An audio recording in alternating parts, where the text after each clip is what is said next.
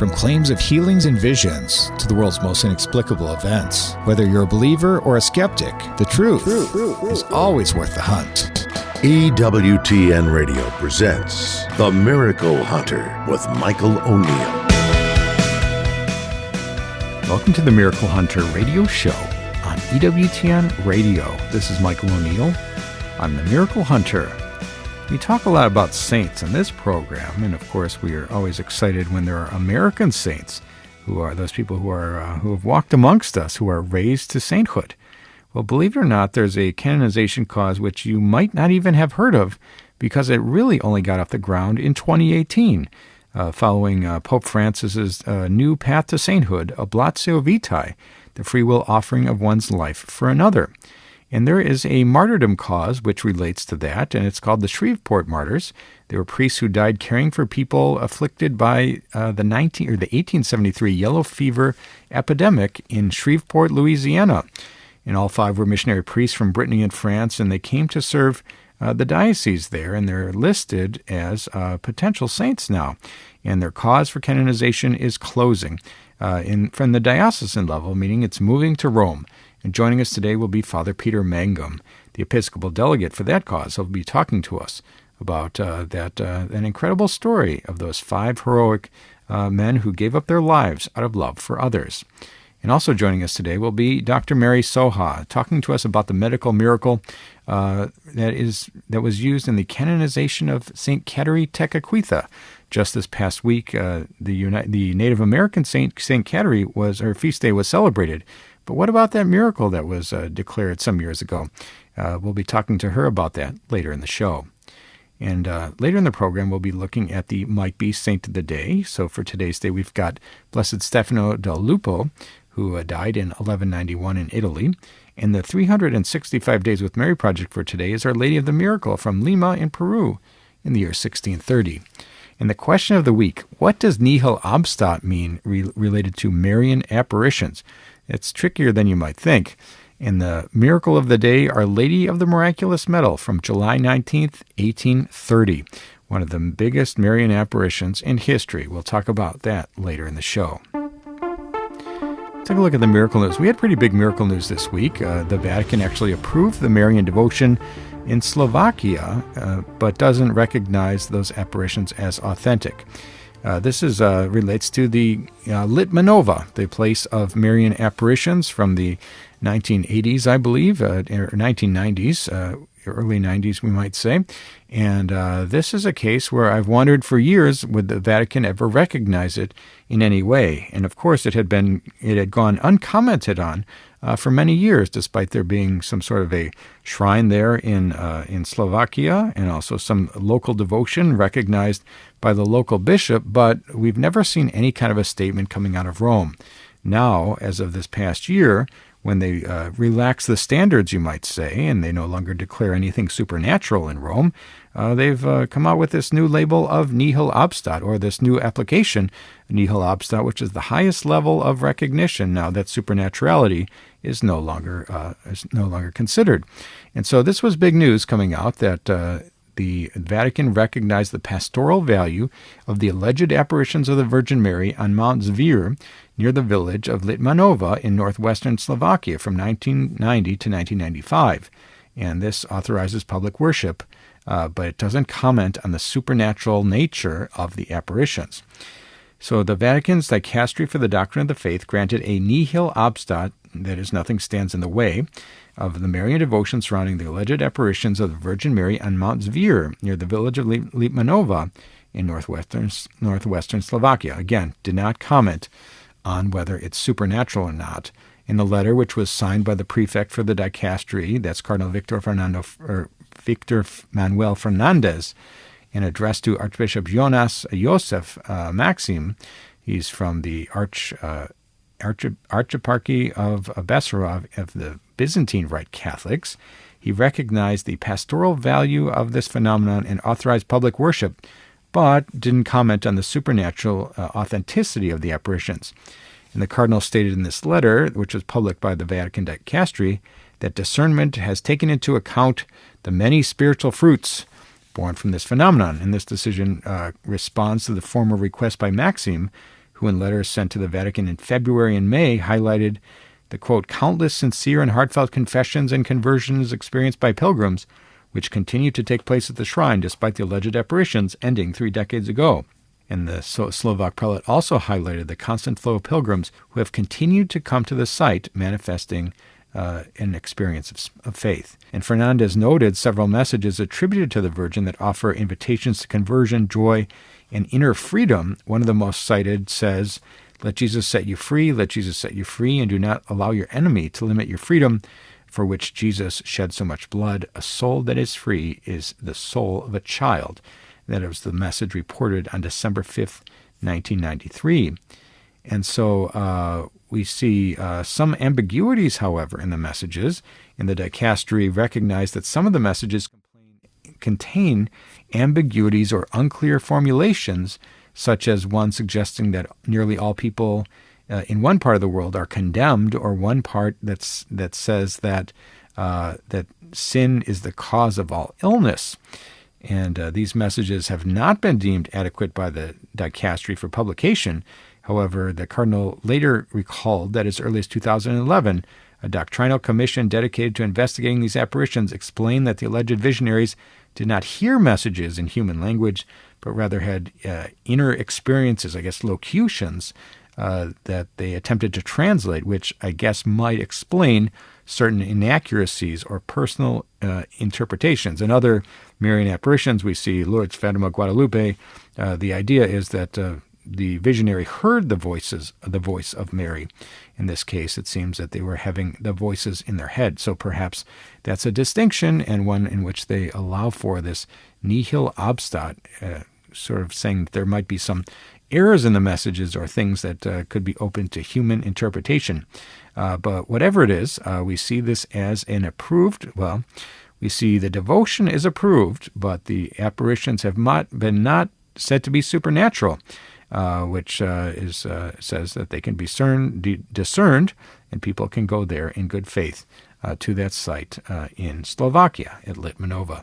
So that is the big news coming out of the Vatican this week. The decision about the Litmanova apparitions from 1990 to 1995, the Vatican has finally spoken. Let's take a look at Catholic Pub Trivia. We do this every week.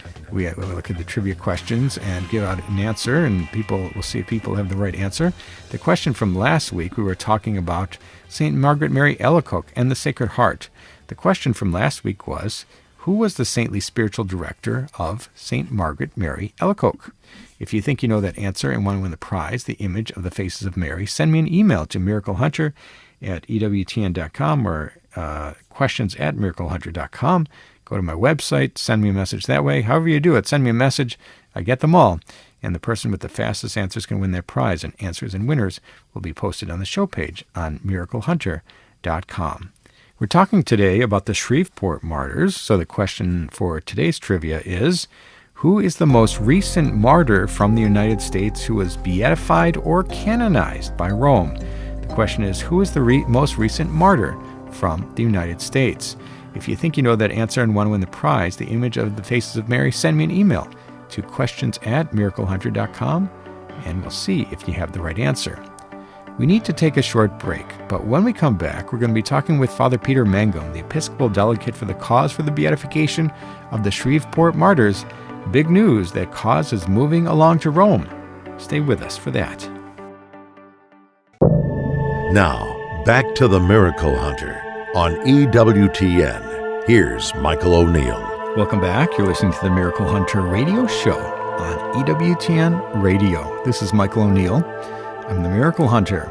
People who tune into this show know that we love talking about saints and American saints at that, and even more so, those who are on the path to sainthood from the United States. Well, we've talked about the Georgia martyrs and the North American martyrs, and we've talked about the martyrs of La Florida, who is one of the subjects of one of the very first episodes of They Might Be Saints. But there's another martyrdom cause that you might not be aware of, and that's the Shreveport Martyrs from Louisiana. And their cause is moving ahead from the diocesan phase to the Roman phase. So we might see some new saints from our Catholic Church here in the United States recognized at some point soon. We're so excited today to be joined by Father Peter Mangum, the Episcopal delegate for the cause for the beatification of those Shreveport martyrs. Welcome to the program today, Father Peter. Thank you so much, Michael. Great to be with you. Wonderful to have you here. And as I mentioned before, I think that on this show we've talked a lot about the martyrs of La Florida and the Georgia martyrs, and perhaps those earlier martyrs, the North American martyrs. We've discussed that as well, but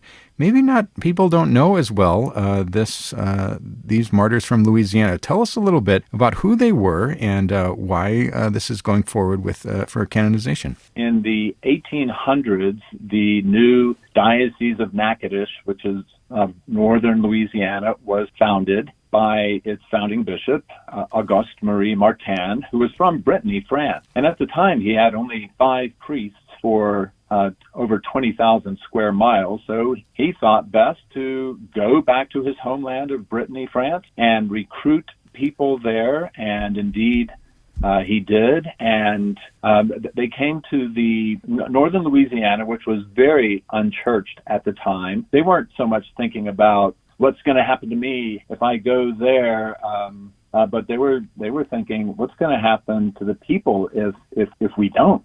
We need to get the good news of Jesus Christ to the people of northern Louisiana. So they came, and for a quick overview, they started ministry, which was not easy. In 1873, there was a yellow fever epidemic that took place in Shreveport, and it was the third worst in the United States history. And basically what happened was, one after the other, each of these priests entered into this quarantined area knowing that it would bring about a premature death. And so that's what they did. They freely gave of their lives and therefore are considered martyrs to their charity. If I might interrupt you, let me ask the question, is this cause now under the category of oblatio vitae, the free will of giving up one's life for another, or is it a martyrdom cause, as we've seen, out of hatred of the faith? How is it categorized as Rome looks at it? Right, the oblatio vitae, as you said, the free offering of their lives. So in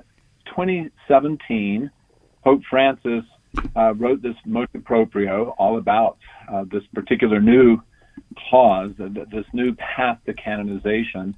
And we had been considering doing something with regards to the priests, writing about them, making their heroic witness known, not only to the people of this area, but beyond. But we were finding some difficulty until Pope Francis wrote that motu proprio. And right. Then immediately following that, in July of 2017, we began all of our efforts, which have now led to what is considered the closing session of the diocesan faith. Amazing. And as we see this as an older cause, we might call it a historic cause from 1873. A lot of the causes that are considered more these days are the more recent ones. So an extra level of difficulty or challenge has to come into play when you're talking about the lives of people who lived a century ago. Talk about the challenges of working with a historic cause. We have had to enter so many different archives throughout the United States, as well as in France itself, going to the dioceses where these priests were born and raised. We have found plenty of historic documentation, and also just the very fact that their fama sanctitatis, their fame of sanctity, of holiness, has continued here in the Diocese of Shreveport. So, for example, even 70 years after their death, 5 very beautiful stained glass windows were commissioned for the church in downtown Shreveport where they all died.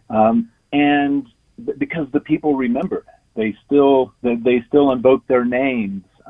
Even the city of Shreveport, which is definitely not considered a Catholic city, it's a very Christian city, but the people here recognized what they did because by going into this quarantined area, they were helping just the regular citizen, regardless of who he or she was. I mean, obviously, and gave their lives out of love for Jesus Christ and their fellow man, and so much so that, for example, one of the newest of the streets at that time, a major thoroughfare, was named after the founding pastor, Father Jean-Pierre, and it still has his name, that street.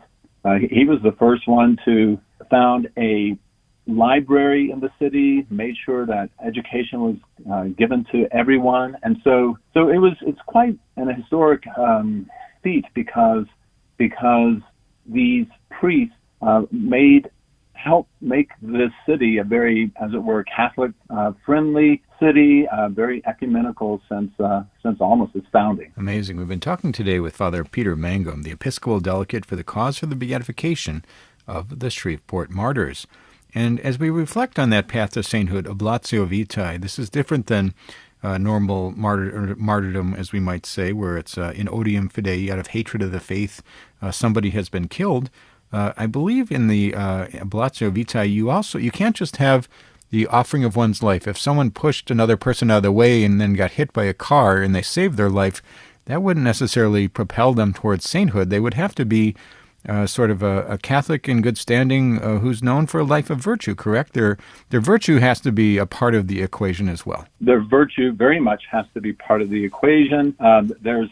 Because when they put themselves in this position of a premature death, it's propter caritatem. It's all because of their love of God and neighbor. So there's a free offering, voluntary offer of life, and really this heroic acceptance of a premature, untimely death. I can't help but think that these young boys, then young men, and then later these missionaries to our part of Louisiana were so super familiar with all of the saints of France, of Brittany, who themselves had died premature deaths because of all they did during times of plagues, of epidemics, the Black Plague. They had so many. We visited the 5 churches in which these priests were from, and the baptismal fonts at which they were baptized. And in the churches, there are all these statues and paintings of so many of the saints, of the holy helpers, Saint Blaise, etc., who died early because of their heroic witness. So I can't help but think that they're having been taught about these saints, and they prayed through their intercession, and then their time came, and they took it. They saw this as God's will. For example, one of the 5 priests, as he was leaving Natchitoches, which was the sea city at that time, the people were telling him, "No, please do not go. You go to your death." And he just replied, "I know I go to my death. It is the surest and shortest path to heaven." And so he got on horseback at that time, 4 days' journey to Shreveport, where he arrived just in time to anoint the priest who was dying of a yellow fever before him. And he, as it were, took the baton and kept going. Each one of the priests was anointed by the priest who followed. At no point was Shreveport left without the sacraments. There's another example of yet another of the priests who came from Monroe, Louisiana, and by stagecoach. He was one of those who was very much hated by the people early on. I mean, even the little kids were given permission to by their parents to pick up these little rocks, pebbles, throw them at the priest. They would spit at this priest, call him names. He built the first church, and then the city literally built a saloon right next to the church, a saloon and every aspect of that from the Old West, as it were, and yet he became beloved. And when he got on the stagecoach, ready to go to Shreveport, as I like to say, that was his final pulpit. He got up there, looked at the people who didn't want him to lead, and he said, "Please write to the bishop. I go to my death. It is my duty, and I must go." This is the witness. Of course, the word witness is martyr in the Greek, but this is the type witness that they went in as everyone was fleeing Shreveport. These priests entered Shreveport and made the ultimate sacrifice. Amazing. And you have 2 big events coming up. One is the closing of the diocesan phase for this beatification process. And then you have a meeting with the Dicastery for the Causes of Saints coming up in October. Tell us a little bit about the closing of the process. I know they gather all the documentations and they put it in the box with the red ribbon and the wax seal, and they send it off to the Dicastery. Talk a little bit about that event, what's going to be happening and what it will signify with the closing of the phase. All of the officials dealing with this diocesan phase of this canonization process met the first week of July, and literally on the 4th of July, we concluded all of our the procedures and the interviews and everything that we needed to do in order to finalize the diocesan phase. We produced over 5,500 pages of all the documents, and now in triplicate form, we will get this ultimately to Rome. We go by means of the nunciature in Washington, D.C., and we will get 6 banker boxes full of documents, because it's triplicate form, to the nunciature. The Cardinal Apostolic Nuncio, Christophe Pierre, has already said that he will transmit everything via diplomatic pouch to the Vatican. And but before that takes place, we gather at Holy Trinity Church in Shreveport on August 28th. It's going to be a big day in our diocese, because there are some formalities to close the diocesan phase. And so we'll have a special liturgy, and we will have the signing of various documents and the sealing of those red ribbons that you mentioned. With the red wax, we have a diocesan seal, and then they will be ready to be transmitted to the nunciature in Washington, D.C., and then and that will take place in the month of September. We've already arranged for that to happen in September, and then the October 9th or 10th, Bishop Malone, the Bishop of the Diocese of Shreveport, and I will basically meet those documents at the Dicastery, and we will formally hand them over to the officials of that Dicastery for the Causes of the Saints. And my understanding is that literally when they cut the ribbon there in this very simple ceremony and giving us the receipt related to that they've received these documents, then the diocesan phase is concluded and the Roman phase begins. And of course, we're so hopeful that the Roman phase will ultimately declare these 5 priests venerable. And so that's our hope and prayer, and people are praying through the intercession of these servants of God that this indeed happen. Wonderful. Well, it's an exciting bit of news, this closing of the phase and moving on to the Roman phase. And someday we could have 5 new people who lived from the United States or in America as recognized as saints in our Catholic Church. What would it mean for the Diocese of Shreveport or Louisiana or the United States or the world, perhaps, if Isidore, Jean-Pierre, Jean-Marie, Louis, and Francois were someday recognized as blesseds and then saints in our Catholic Church? This would mean, just so much. This is just actually unfathomable that 5 people from the same diocese in the United States would be recognized by Rome as venerable. And then, of course, at that time, we start praying fervently for the miracles to come. And the miracles is what will help them become beatified and then ultimately canonized. And so their cause is known in many places throughout the world.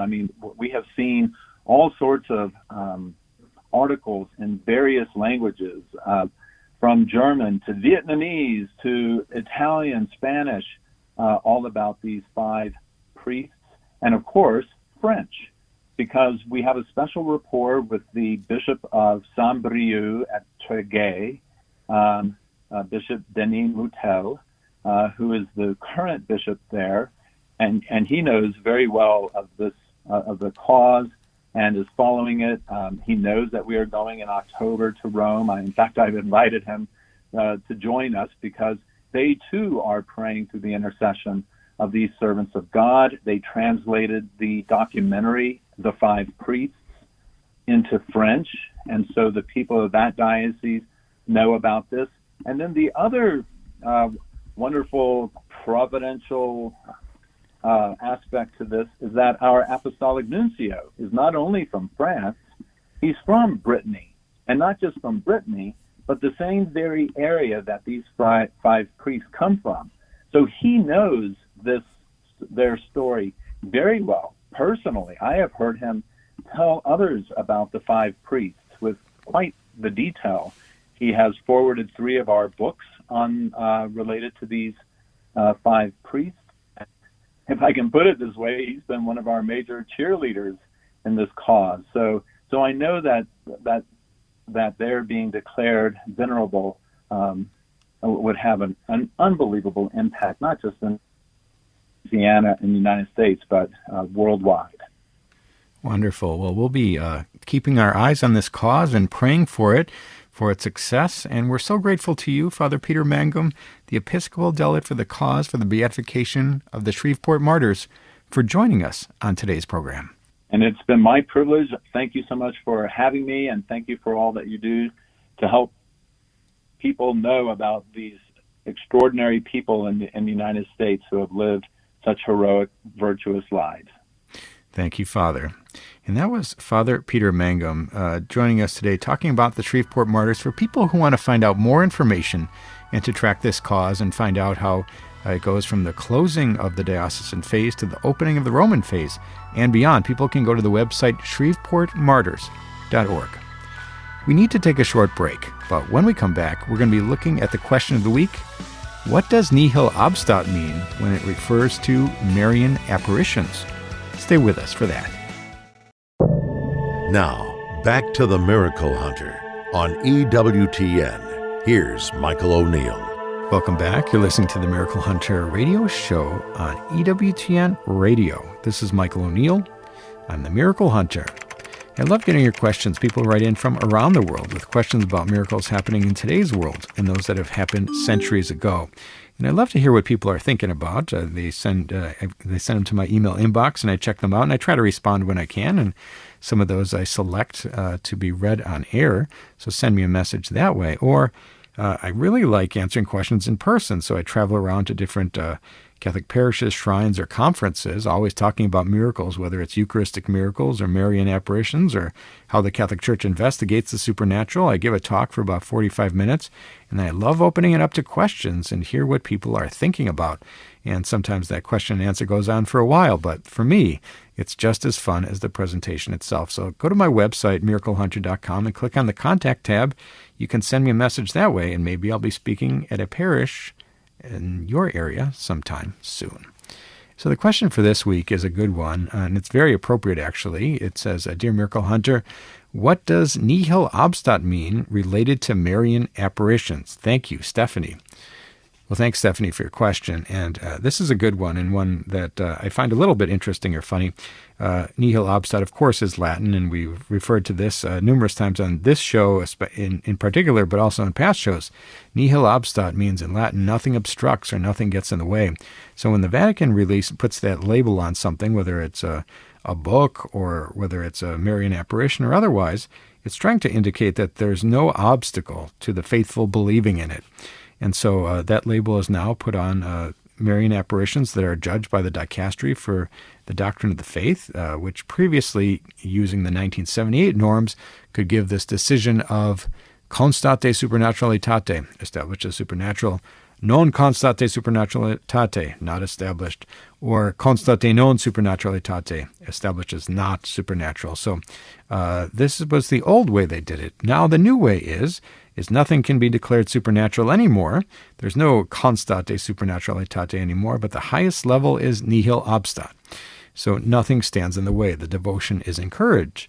And to my understanding anyway, in the old days, when something said nihil obstat, or when they made that judgment, they meant that there was absolutely nothing wrong with it. It had been perfected. There were no issues. There were no problems. However, in the new statements that come out of Rome related to Marian apparitions and other miracles, when they put the label nihil obstat on it, they almost should say quasi nihil obstat. Almost nothing gets in the way, because once in a while, as in the case of Litmanova and in the case of Medjugorje, they've given approvals of nihil obstat, but have said, well, except for a couple of things that should be ignored.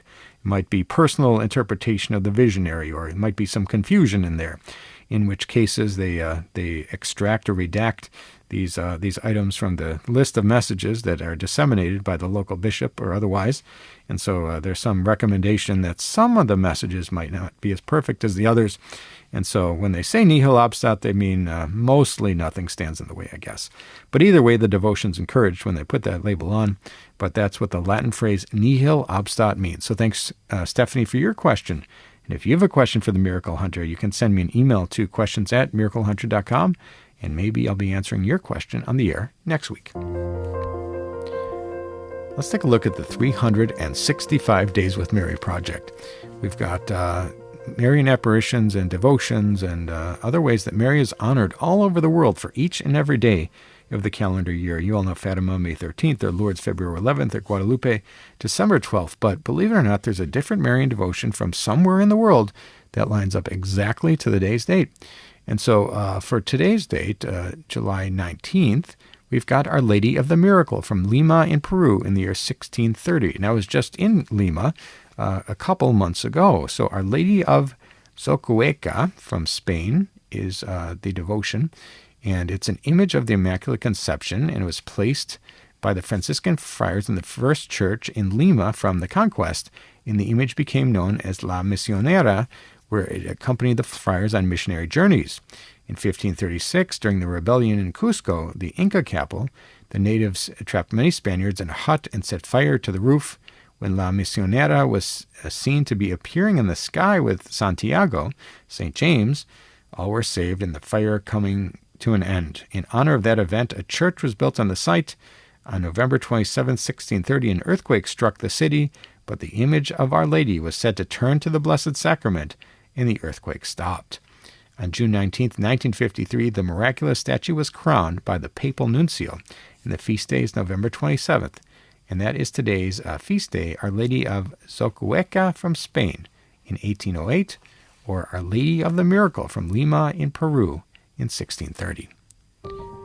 Let's take a look at the miracle of the day. We do this every week, where we find a miracle that happened at some point in Christian history that lines up exactly to the day's date. Of course, today's date is July 19th, and the big miracle is the one of Our Lady of the Miraculous Medal. St. Catherine Labouré, a nun in France, woke up on July 19th, 1830, to the voice of the Blessed Mother, calling her to a chapel to pray.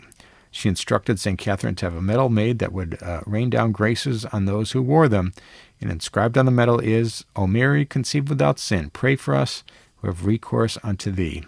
And St. Catherine was canonized in the year 1947, but that is today's miracle of the day, Our Lady of the Miraculous Medal. Let's take a look at the Sainthood news. We do this every week, where we try to keep you up to date with the saints who are coming down the pipeline. We talk about those servants of God, venerables, and blesseds before they have all their miracles and are acknowledged as saints by Rome.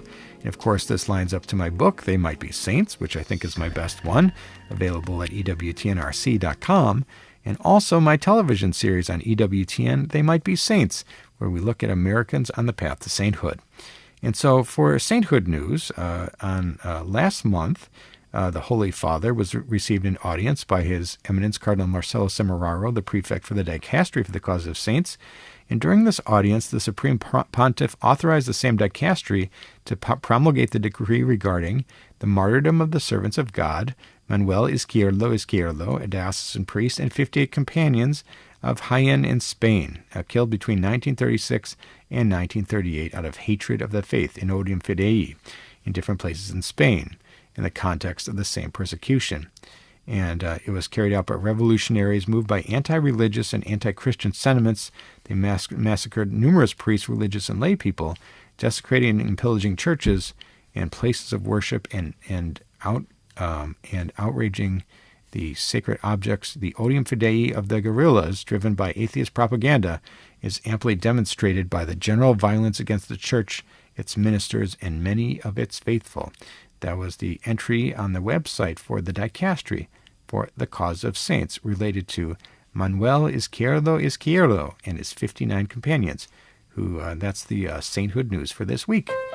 And the might-be saint of the day, we always look to see someone whose death or feast day lines up exactly to the day's date. We've got Blessed Stefano del Lupo, who died in 1191 in Italy, and he was born between 1099 and 1118. He was a Benedictine monk at the San Liberatore Monastery in Maia Mountains of Abruzzo in Italy, and he was feeling a call to a life of penance. He became a hermit in a cave near the monastery. Now, legend says that he got the name Del Lupo, which translates to of the wolf. It was a nickname when he miraculously tamed an aggressive wolf in the wild area outside Montepello in Italy. I was there not too long ago. Like many other hermits, his reputation for holiness spread and attracted many would-be spiritual students to deal with him. He founded the San Pietro de Vallabona Monastery near Montepello, the house associated with the Abbey State of Santa Maria de Pulsano, and for 40 years, Stefano served as a monk and spiritual director, leaving the administration of the house to a series of priors. However, in 1188, Pope Clement III issued a special privilege to the house, elevating it to an abbey, and he began his service as its abbot.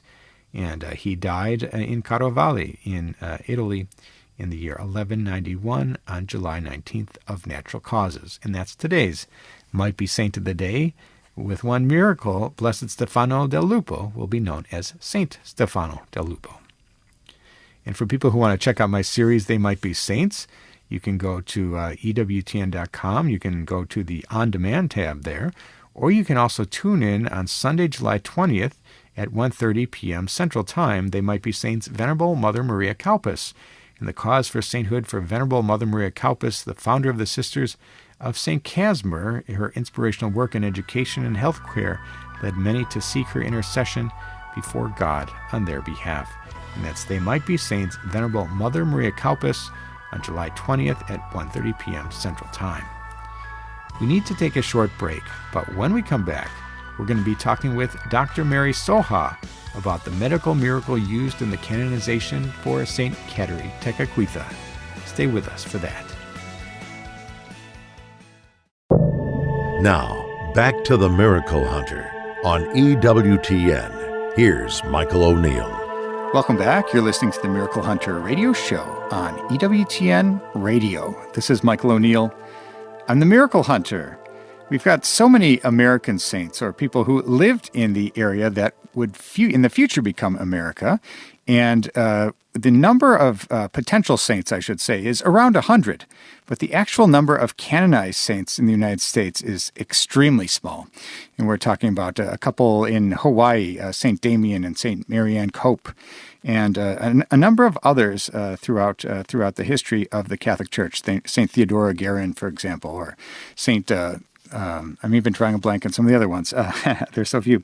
And so when we look at the canonizations in the United States, it's always an exciting thing. When Father Michael McGivney of the Knights of Columbus was beatified, he was the last person to have done so, and that was in October 31st of last year. And Solanus Casey and a couple of martyrs we have. That's an exciting thing in the United States. And there's one saint who her miracles are amazing, and I think there's such great pride for many people in the United States for her because of her unique background, and that is St. Kateri Tekakwitha, and her feast day is coming up on July 14th. So we're so excited today to talk about that great saint and some of the miracles that were used for her canonization. And we're so lucky today to be joined by Dr. Mary Soha. She was the medical consultant on some of those miracle investigations, and that led to her beatification, and another miracle in the future happened, which led to her canonization. And we're so excited today to talk to Dr. Mary about those. Welcome to the program today, Dr. Mary. Thank you so much. Well, I know she's a saint who's very near and dear to your heart, and I think there are a lot of Americans who are excited about her because of her Native American background and sort of unique story. And perhaps she was the earliest person living in the region of the United States that would later become the United States to be canonized. So she holds a very special place in that way. And so when we talk about St Kateri Tekakwitha, talk about what is it about her that people are so interested in? Her simplicity and the beautiful development of her faith that took place within her whole being from a contemplative perspective. She was not baptized until she was 17, and she only had the presence of her mother, who was the Catholic presence in her life, until she was 4.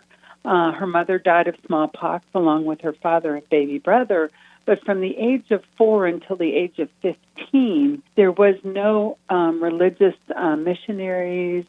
There was no real Christian presence in her life, except one other Christian Algonquin that had been captured as a slave along with her mother. And she continued to foster this belief in Jesus Christ, this prayer life that was so intense.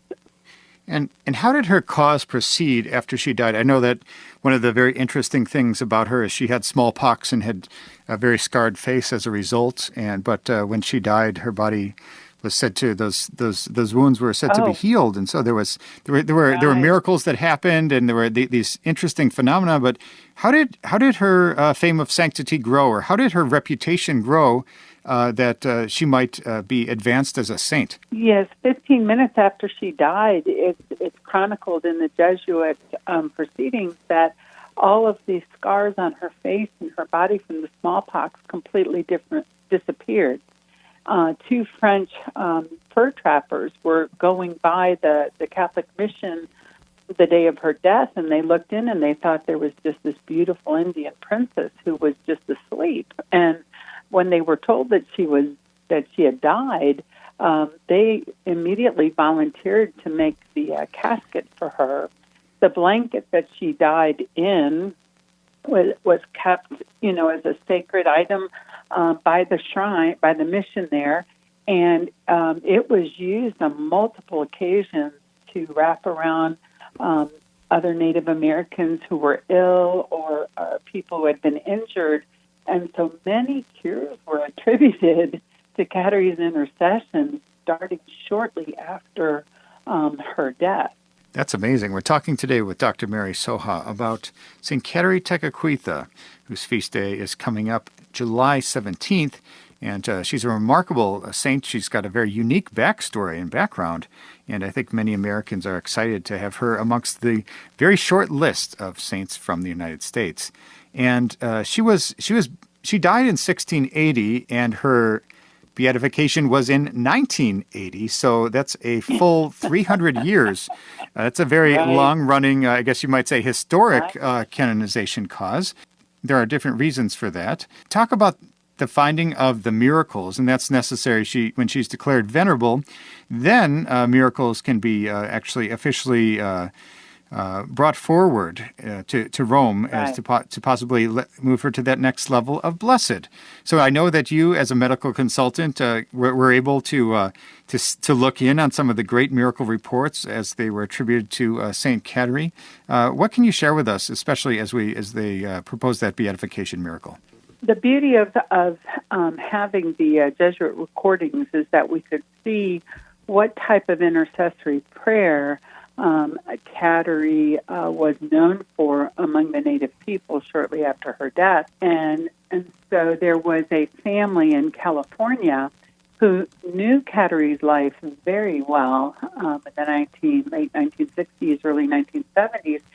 And one of the young boys developed a sensory neural hearing loss, complete hearing loss, went completely deaf. And the family prayed to Kateri because restoration of sight and hearing historically seemed to be a prayer that was granted through her intercession. And this young man had a complete and spontaneous cure of his neural hearing loss after his mother had obtained a relic of Kateri and placed it over both of his ears. His parents are still to this day deeply devoted to Kateri. This was the miracle that was used for the beatification. John Paul II waived the second miracle that's usually needed for beatification, because so much had been written about her life, and he declared her life virtuous beyond, that it was credible how virtuous her life was. And the beautiful thing is how things come full circle. And this gentleman who received the gift of that healing, his daughter actually played the violin at Kateri's canonization. So it's beautiful to see how the Holy Spirit works. These canonization processes, they don't. You have rubrics, you have an outline that we follow, but it's really up to the Holy Spirit. There have been so many beautiful healings recently, but also documented over time, over hundreds of years, that were through Kateri's intercession. And the most recent ones have been healings of vision, again, hearing, facial distortion, and things like that. And probably, I think one of the most significant modern-day miracles, as far as from a medical perspective, is the miracle that was recognized by Rome for her actual canonization. And that was right. That was a flesh-eating bacteria that had right. Stopped in its tracks. Right. So tell us that story. I believe that was in 2006 with Jake Finkbonner was the boy's name. Right. Tell us the story of what happened. How did he contract that disease, and then what transpired there with Kateri's intercession? Okay. Yeah. The beauty of this is how amazingly clear it was that this was a major medical miracle. Jacob Finkbonner was a little boy. He was playing in the last game of the season, basketball, and he fell at the basketball court and kind of nicked his lower lip on the edge of the basketball hoop. And it was just a little nick. His dad put ice on it. They cleaned it out. He went home. But within 2 days, he was running raging fevers. His face was puffy. His eyes were closed shut. And they went into the emergency room, and the infectious disease doctor right away recognized it as being this flesh-eating bacteria. And then over the next 8 days, this poor young man, his face was just completely destroyed by the bacteria. He had multiple surgeries to debride the wound, trying to stop the infection. He'd been on multiple antibiotics. He was intubated, and the doctors had done everything that they could, and they just were not getting control of this infection. Jacob's father he was a Lumi Indian. His mom is Mexican-American, and their priest, their parish priest, Father Sauer, all started praying fervently to Kateri for her intercession. And they had people praying through Kateri all over the world. Now, on day 8 of his hospitalization, one of the sisters out there was a good friend with Sister Kateri Mitchell, who was then the director for the Tekakwitha Conference, the National Native American Catholic Conference. And she went out to Washington and brought with her a relic of St. Kateri. The family was not being given any options.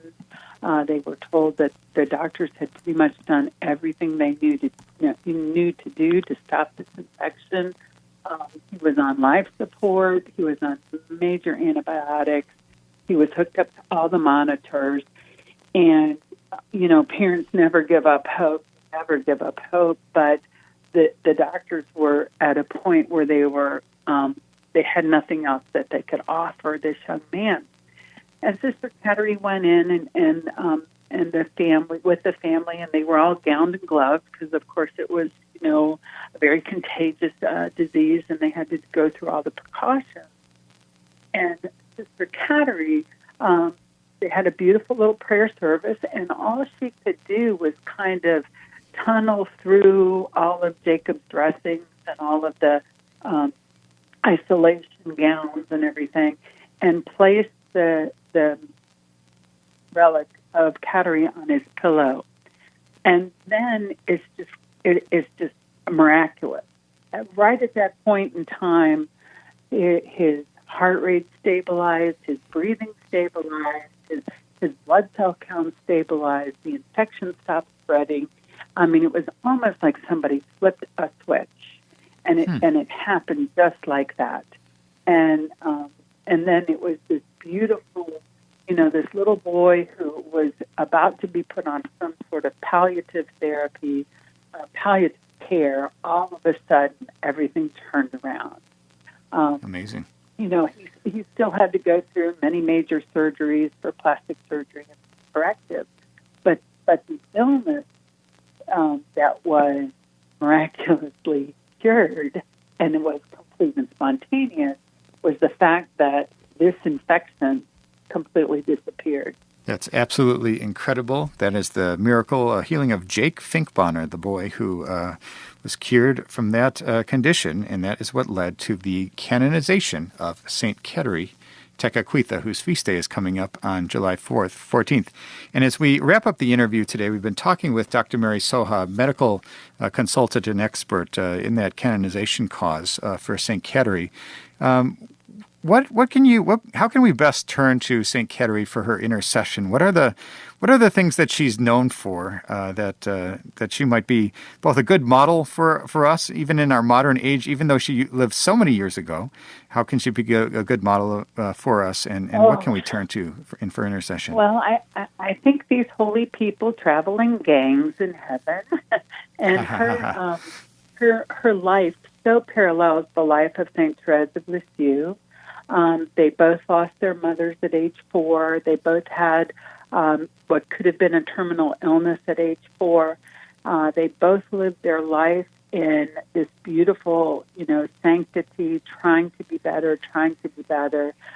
They both were ostracized by people within their own spiritual communities, and they both died at age 24.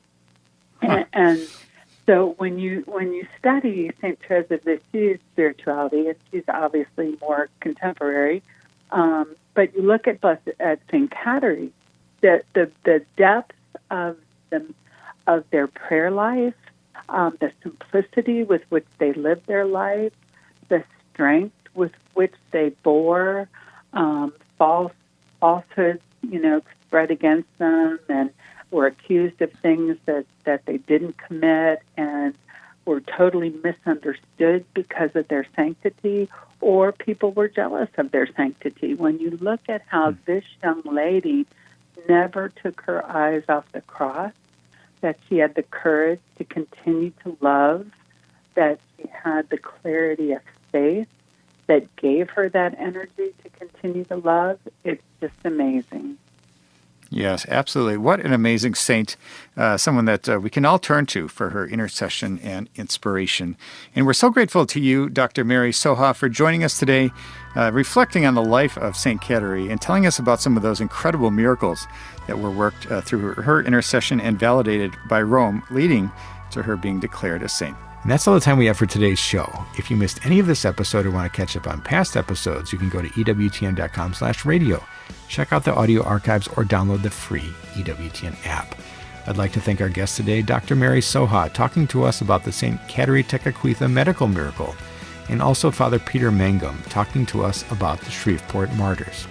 And I'd like to thank you for joining me today on Miracle Hunter, where from claims of healings and visions to the world's most inexplicable events, whether you're a believer or a skeptic, the truth is always worth the hunt. Talk to you next week.